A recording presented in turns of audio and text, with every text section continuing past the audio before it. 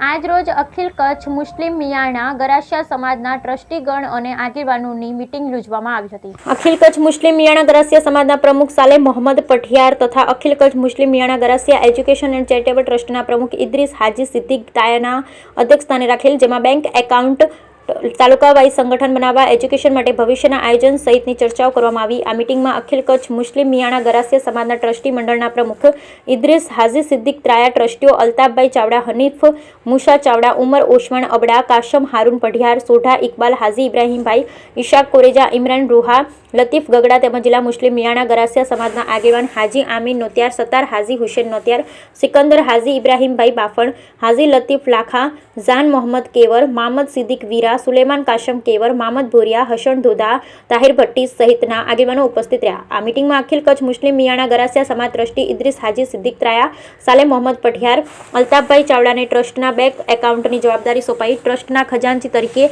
લતીફ હાજી ગગડાની જવાબદારી સોંપાઈ છે। આજની મીટિંગમાં અખિલ કચ્છ મુસ્લિમ મિયાણા ગરાસિયા સમાજના જિલ્લા મીડિયા કન્વીનરો તરીકે તાહિરભાઈ ભટ્ટી, ઉમર ઓસમાણ અબડા, કાસમ હારૂન પઠિયારની નિમણૂક કરાઈ હતી। Bureau report Sayed Razak Shah Todiya.